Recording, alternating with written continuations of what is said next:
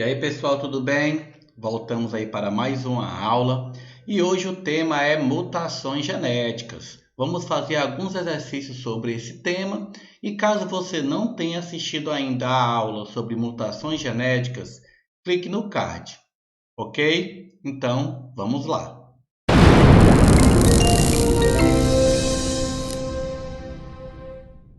Primeira questão. Mutação genética explica preferência por alimentos gordurosos. A predileção por comidas gordurosas em algumas pessoas com sobrepeso ou obesas pode ter uma explicação genética. Um estudo produzido no Reino Unido, divulgado na última edição da revista Nature, mostra que uma mutação no gene MC4R faz com que indivíduos tenham um paladar reduzido para açúcar, levando-os, como mecanismo de compensação, à ingestão de doses exageradas de gordura. A estimativa é de que essa falha genética acometa 1 em cada 100 pessoas com problemas de peso. Assim, assinale a afirmativa a seguir. As mutações são denominadas sem sentido quando alteram o código genético, mas não alteram o produto gênico. Item 1 está incorreto.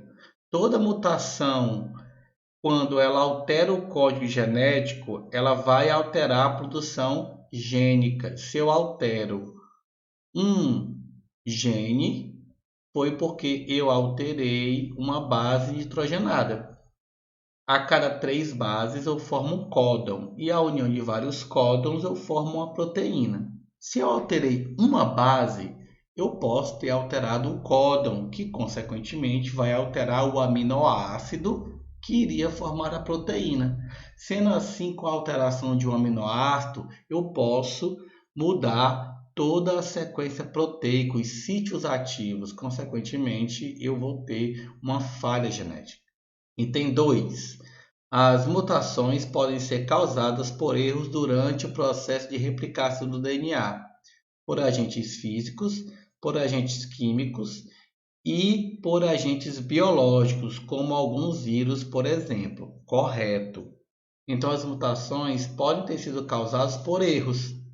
Esses erros podem ser físicos, nós já vimos isso, né? Erros físicos podem gerar essa falha, certo? No momento que eu vou fazer a leitura do DNA, químicos, como a alimentação de alguns produtos, podem gerar como agrotóxicos, né? E essa mudança também pode ser feita por vírus, principalmente vírus de RNA, que tem a proteína chamada transcriptase reversa. Esses vírus tendem a tirar pedaços do DNA e incorporar seus pedaços de DNA. Existe uma teoria, certo, chamada terra primitiva dos vírus, aonde grande parte do seu DNA foi feito por incorporação de vírus. E essas incorporações explicariam porque grande parte do seu DNA é chamado de DNA lixo. Então os vírus podem fazer esse processo. Terceiro tópico. Deleções são mudanças nas quais um trecho de DNA é perdido. A deleção tende a ser especialmente mais prejudiciais quando o número de pares de bases perdidas não são em múltiplos de 3. Verdade. Quando eu perco múltiplos de 3, eu posso perder um códon. Só que se esse códon for no DNA lixo, a consequência é muito pequena. Eu não vou sintetizar uma proteína. Mas quando eu tiro grandes pedaços a mais do que bases de 3, eu tenho uma grande possibilidade de alterar um gene que iria sintetizar uma proteína. E aí eu vou ter a falha dessa proteína. Então o item 3 está correto. Item 4, né? As aneuploidias são mutações em que a perda ou acréscimo de um ou mais cromossomos na célula surgem devido a erros na distribuição dos cromossomos durante a divisão celular, tanto na mitose quanto na meiose. Ok. Lembrando para você que você pode se perguntar assim, não, entrou na mitose, não pode ocorrer, porque o importante é quando eu transmito o gene para o meu descendente. E essa transmissão é gônada, gônada é meiose. Só que antes dessa meiose ser feita, eu passei por processos mitóticos, multiplicação de célula. Então, tanto nas multiplicações somáticas como nas multiplicações meióticas, gaméticas, se houver perca de bases ou acréscimos ou diminuição de DNA, pode acontecer isso. Mas olha que coisa interessante. As aneuploidias são acréscimos ou diminuições. Vamos pegar um exemplo clássico, síndrome de Down, trissomia, é uma aneuploidia. Eu acrescentei um gene, certo? A partir de uma má divisão do óvulo.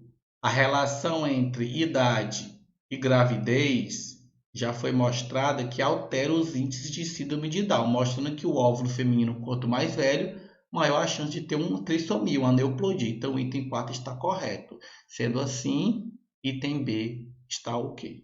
Segunda questão. O formato das células de organismos pluricelulares é extremamente variado. Existem células discoides, como é o caso das hemácias, as que lembram uma estrela, como os neurônios, e ainda algumas alongadas, como as musculares. Em um mesmo organismo, a diferenciação dessas células ocorre por. Então, a partir do momento em que eu vou ter uma diferenciação das células, é porque elas têm uma carga genômica expressível diferente. Mas, Ítalo, todas as minhas células não têm o mesmo DNA? Tem. O bulbo capilar e a célula do pé têm o mesmo DNA do cabelo. Nasce cabelo debaixo do seu pé? O mesmo DNA para a formação do coração da sua mão está na célula muscular lá do coração. E nasce um coração na sua mão? Não. Por que que cada local, cada célula que está em cada local vai ter uma expressão diferente? Porque ele está sendo condicionado a expressar somente o gene de interesse. Isso vai acontecer por impulsos e hormônios específicos para aquela expressão. Já existe uma pré-programação, um gene DEX. O que é o gene DEX? É um gene que já está pré-programado, e um gene que está abaixo do gene DEX, ele só vai funcionar se o gene DEX for ativado. Por isso, muitos medicamentos eles devem ser evitados no momento da organogênese, até os 3 primeiros meses de gestação, porque ele pode atrapalhar a expressão do gene DEX. A talidomida é um dos exemplos. Na década de 60 e 70, mulheres que tomavam talidomida para dor na gestação tinham filhos com braços curtos, porque a talidomida ela estava atrapalhando a expressão dos braços. Interessante, né? Ela não atrapalhava os brotos inferiores, as pernas, somente os brotos superiores, os braços. O que aconteceu? O laboratório observou essa variação, mudou a difração da luz do medicamento. Antes ele era um medicamento de estrógeno, refletia a luz para o lado direito, passou a ser um medicamento levógeno, refletia a luz para o lado esquerdo. Consequentemente, o problema acabou. Ok? Então vamos para os itens. A. Produzirem mutações específicas. Não, eles não vão ter mutações específicas. Eles têm expressões. E está errado. B. Possuir DNA mitocondrial diferente. Olha que coisa interessante. O DNA mitocondrial é igual em todas as células, já que ele tem origem materna. O DNA da sua mitocôndria é diferente do DNA do seu núcleo. Só que o DNA entre todas as mitocôndrias é igual. E ainda é igual ao da sua mãe. Por quê? Porque quando o espermatozoide vai entrar no óvulo, a cauda é cortada. E na cauda tem as mitocôndrias dos espermatozoides. Então, o espermatozoide entra sem mitocôndria, sobrando assim somente as mitocôndrias dos óvulos, das quais são femininas. Então, o item está errado. C. Apresenta um conjunto de genes distintos. Todas as células têm os mesmos conjuntos de genes. O que muda é a expressão do gene. Item D. Expressar em porções distintas do genoma. Correto. Cada célula tem a mesma quantidade de DNA, de genes, tá? Só que eu só expresso o gene a qual eu fui estimulado no genoma DEX. Item E. Terem um número distinto de cromossomos. Acabei de comentar que todas as células têm a mesma quantidade de cromossomos. Tirando as células das gônadas, espermatozoide e óvulo, todas têm 46 cromossomos, como por exemplo o humano. Terceira questão. A cariotipagem é um método que analisa células de um indivíduo para determinar seu padrão cromossômico. Essa técnica consiste na montagem fotográfica em sequência dos pares de cromossomos e permite identificar o indivíduo normal. 46XX, que é uma mulher, ou 46XY, que é um homem, ou com alguma alteração cromossômica. A investigação do cariótipo de uma criança do sexo masculino com alterações morfológicas e comportamento cognitivo verificou que ela apresentava fórmula cariótipica 47, então ela está uma aneuploidia, acabou de ganhar mais um cromossomo. XY é um menino e esse cromossomo que foi ganho está no cromossomo 18. A alteração cromossômica da criança pode ser classificada como? Claramente aí é uma alteração numérica. Olha aí, mais 18, eu tenho mais um cromossomo 18. Então eu já elimino o item A e o item D. Não pode ser nem A nem D. Então só sobra B, C e E, tá? Qual é a questão aí? Eu já até comentei quando eu estava lendo o enunciado. Ele é uma aneuploidia. Eu estou aumentando a quantidade de cromossomos. Apenas uma base cromossômica vindo de um dos indivíduos, ou do pai ou da mãe. Eu não estou aumentando todo o conjunto cromossômico, porque se eu estivesse aumentando, seria uma euploidia ou poliploidia.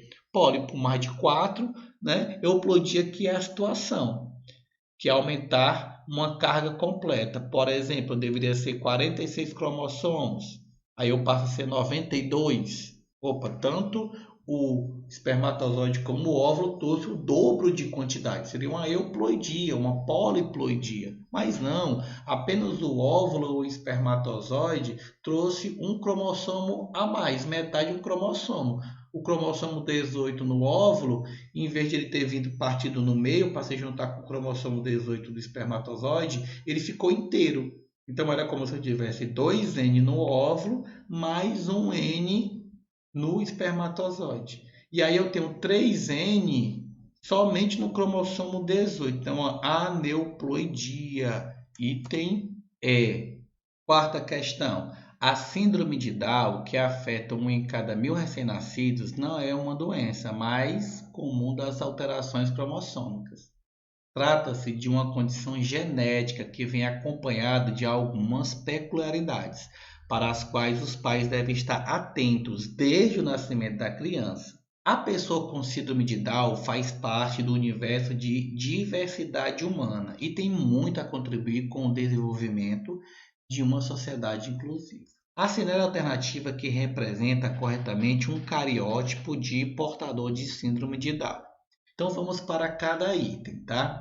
Item A, o indivíduo tem 45 cromossomos, ok? E um cromossomo X somente. Que síndrome é essa?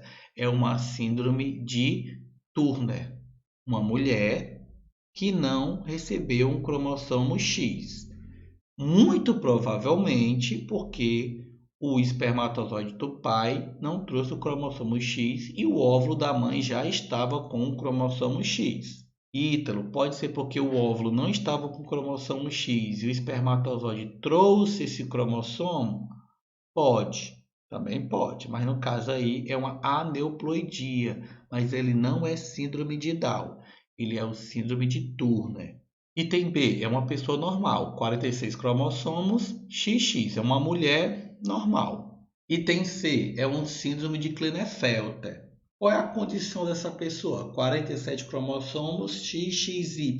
É um homem com características masculinas, só que você observa claramente algumas características femininas, como ginecomastia, não aparece o surgimento de barba, ele tem a voz fina, tem um quadril largo, tem um pênis menor do que a média e é infértil na sua grande maioria. O que é que causa essa aneuploidia? Um aumento de um cromossomo. Provavelmente o óvulo, ele tinha 2 cromossomos X e veio um cromossomo Y e fecundou esse óvulo. Tá? Então eu tenho um homem com excesso de hormônio feminino. Mas pode também ter sido um óvulo normal e um espermatozoide que não teve disfunção, não se dividiu direito e trouxe um X e um Y, mais raro. Item D, 47 cromossomos, XY, mais um cromossomo 21. O que é isso? Síndrome de Down. Então eu tenho aí nesse indivíduo, tá? Um indivíduo síndrome de Down. Esse homem, ele teve uma aneuploidia, provavelmente por conta da idade da mãe. O óvulo não se dividiu corretamente, não teve uma disjunção correta e o óvulo da mãe tem um cromossomo 21 a mais, gerando aí a condição de síndrome de Down, ok? Vamos para o item E.